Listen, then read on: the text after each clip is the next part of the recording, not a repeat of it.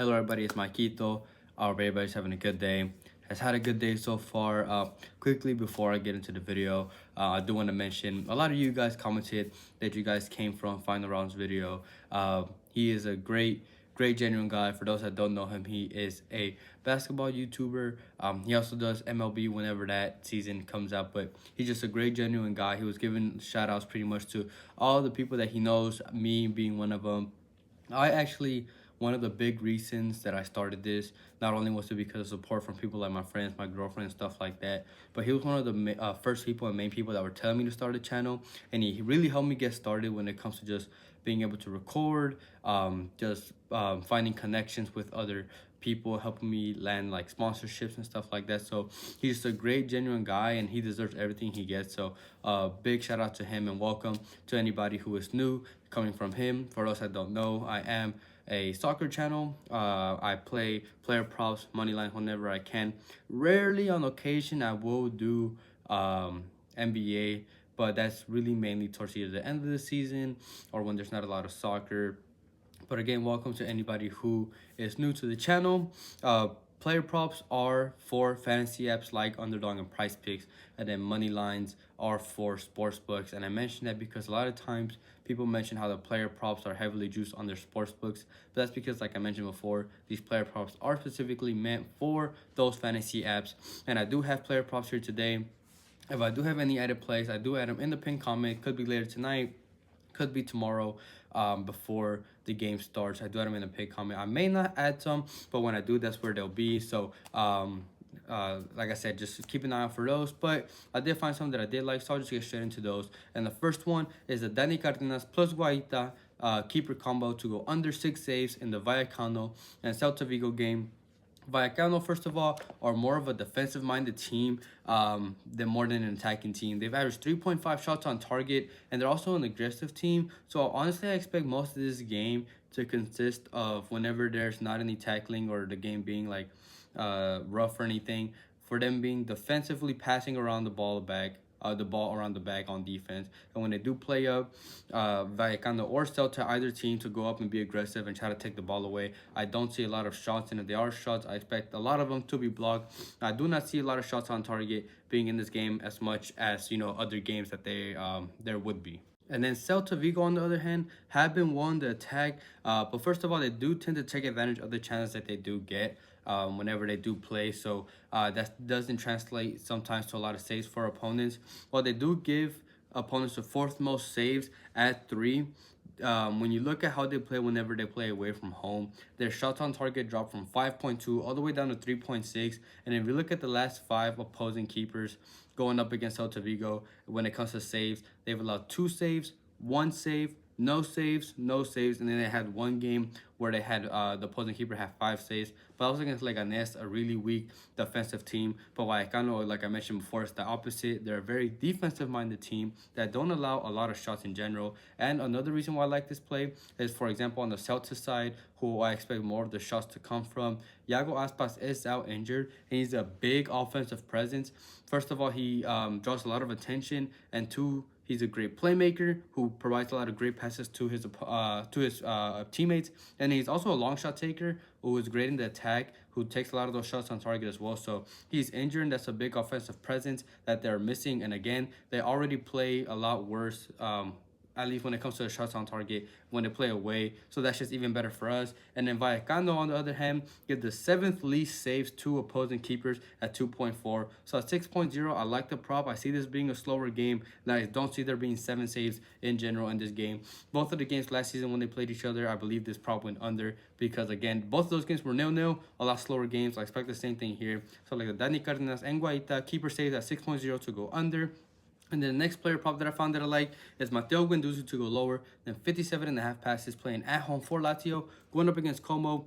He's gone under this mark in 12 out of 19 games so far this season, so that's a 63% hit rate. And Como allow the 5th least passes to opponents. They like to play possession when they can. Doesn't matter if they're playing these big teams. When they play these big teams, they tend to at least hold around 50% of the ball, which is what I like. They played earlier this season as well, and this prop hit.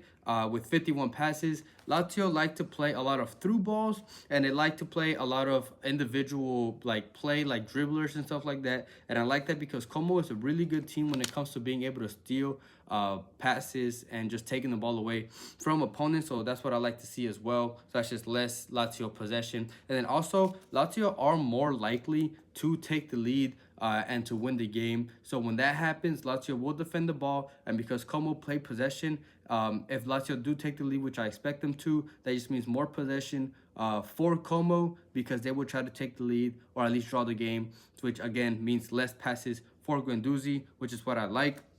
And as well, 64% of the passes that Guendouzi does is in the opposition half, which is when they're trying to go up and attack. But like I mentioned before, Como is really good at stealing the ball from opponents, so I see him having a hard time going up there and finding passes or being able to find the space to make those passes, especially because Como play a lot of midfielders whenever they do have the ball or whenever they're defending. So I just like the matchup in general. And if you look at the games in which he has gone over, he either goes over because of one or two reasons. Either one, opponents, they go up against opponents to allow a lot of possession and passes to the opposing team. But like I mentioned before, Como give up the fifth least. Or two, they're losing, so the opposing team gives up possession, and Lazio is the one controlling the ball. But like I mentioned, it's much more likely of a chance that Lazio take the lead. So both of the circumstances in which he does go over, I don't see happening in this game. It's just unlikely to happen. So I like the line. I might be a little sharp, but I just like the matchup at 57.5. I wouldn't take this past 55.5, but I like this prop. I like my Guendouzi to go lower the 57.5 passes. The last play that I found that I like is Asane Diose to go lower than 0.5 shots playing at home for Auxerre, going up against Lille. He has started 2 times so far this season, which has been the last 2. He's gone over in 1 out of the 2 games, but the game in which he did go over was against the League 2 team, which is a much worse team than what they're playing now. He averaged 0.55 shots in League 2 last season, so he shoots on average every other game. But even then, he played 34 games, 16 of them being off the bench. So those numbers is a little bit inflated. He is a center defensive midfielder, so it's not an attack or anything. So it's not like he's up there going up to attack. And Lille allowed the second least amount of shots to opponents at that 0.4. And the main reason for that is because Lille play possession of the ball and don't give opponents that chance to be able to shoot against them. And two, whenever Lille do give up shots, their biggest weakness is from the counter attack. So even when Auxerre get those chances, it's gonna be from their attackers and their wingers going up in attack and countering. And Diuse, like I mentioned, is a center defensive midfielder that who likes to play long balls. So whenever Auxerre do get the ball and are going to attack, he's going to be the one providing those passes for those attackers. He's not going to be a player that's going to go up there and run all the way up there and try to score. He's going to be the one that take the ball, send the ball, and then kind of defend the midfield. He's not going to be up there attacking very much at all. So I just think that in general, this is a good prop that I like to take. Besides, in both of the games that he has started in the last 2 games, he's been subbed out in both of those games, which is obviously good for us because that means less opportunity and less time for him to be able to take those shots. So I just like the matchup, and I feel like this is good value here. So I like Asane Diose to go lower than 0.5 shots. Before I get into the money lines, if you guys please could like the video and comment as well if you have more time. It helps to boost the video out to more people. I read all the comments,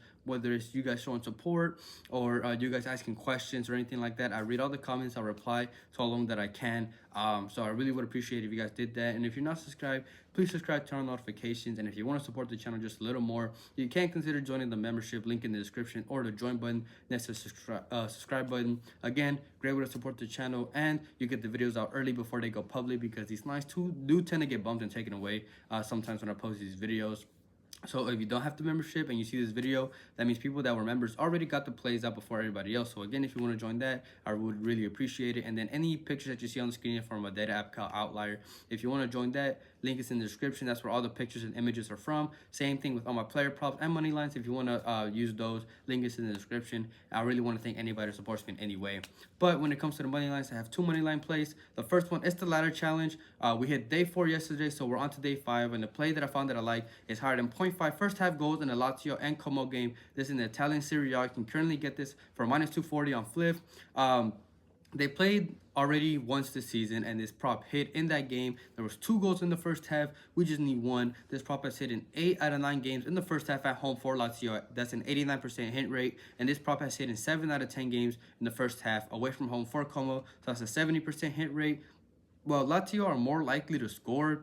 They have still conceded 13 goals in 9 home games. So they're still leaky on defense, and Como have still been able to score 8 goals in 10 away games that they've played. So again, even though Lazio is more likely to score, that doesn't mean Como doesn't have the ability to score as well, because again, Lazio have been pretty leaky on defense, which is what I like as well. And then Como's defense, on the other hand, drops significantly when they play at home compared to away. They already allowed 13 goals in 8 home games, which is over a goal a game. When they've played away, they've allowed 17 goals in 10 away games. So they make a lot of mistakes even when they try to control the ball. So that's just good for us. Even with Castellanos and Sakagni out for Lazio, they still have a lot of good and capable players such as Dia. They have Isaacson, they have Deli, they have Shouna, if I'm pronouncing that right. But they're still a very capable side. Lazio have conceded in their last 7 out of 8 games as well since Vecino has been injured. So they've been pretty leaky on defense. I've mentioned that before, but even more ever since that Vecino injury, which is good for us because we're not relying on them to defend. We're relying on them, 1, to score, which that's really not affecting them, and 2, Como to be able to score, which affects Lazio's defense. So again, that's just good for us. This prop has hit in 7 of those 8 games that they've played since that Vecino injury. So one team will definitely score, more likely Lazio, but if Como gets that opportunity, Lazio has been leaky and we just need them to score. So I like this play for day 5 of the ladder challenge, and that's higher than 0.5 first half goals in the Lazio and Como game for -240. And the second play that I found that I like, I'm going back to them, first game of the season, and that's Club America plus 0.5. Playing away from home, going up against Querétaro at -110. This is the equivalent of taking him to win or draw, double chance, whatever you want to call it. Same thing pretty much. It pretty much just means that America will not lose.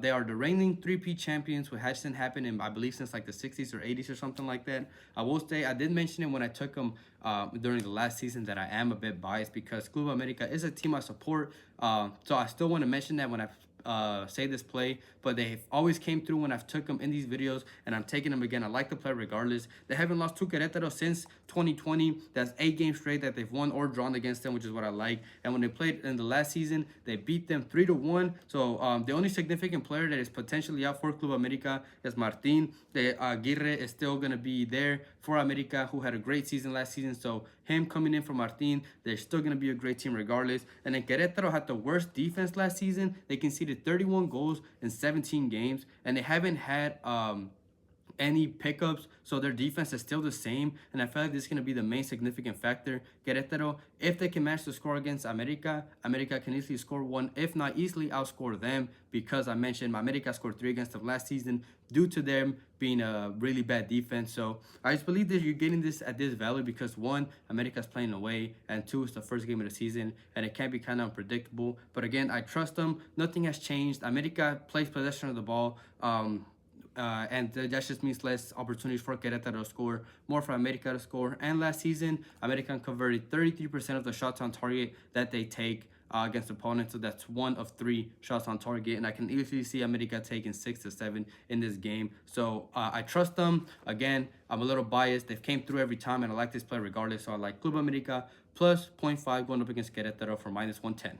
Thank you everybody for watching. Quickly going over last video's picks. It was a 2-on-1 day. Like I mentioned, day 4 the ladder challenge hit. Real Madrid over 1.5 goals. It was really sweaty. It came down to like the last 2 minutes of the game, and this is the first time where we got a lucky break and the opponents actually scored an own goal. So a win is a win. We'll take that. Like I mentioned, we're on to day 5, and then player props were 1-1. Rodrigo hired in 2 shots. He hit pretty easily. I believe he had might have hit that by halftime, but he for sure had 2 at halftime, so he was good. And then Basogo lower than 0.5 shots on target was the only miss. That was really unfortunate. Al-Qud as a team took only 2 shots on target, and he was one of them. So it was just very frustrating. It was a good read, but unfortunately we missed. It happens, but it was still a good day, 2-in-1 day. Hopefully we can carry on the momentum going into tomorrow's games. We've been doing pretty good in the last couple of days, so again, hopefully we can carry that on. Also, really quick, for those that don't know, I do have a Discord linked in the description of the video. It's not a premium or anything. It's just for us that want to join, talk about their plays, look at other people's plays, talk during the games, talk about other sports. Just a good community I'm trying to build. If you want to join that, completely free in the description. And like I mentioned before, if I do have any added plays, they will be in the pinned comment. But other than that, I hope everybody has a good night, a good day, and we can cash out tomorrow.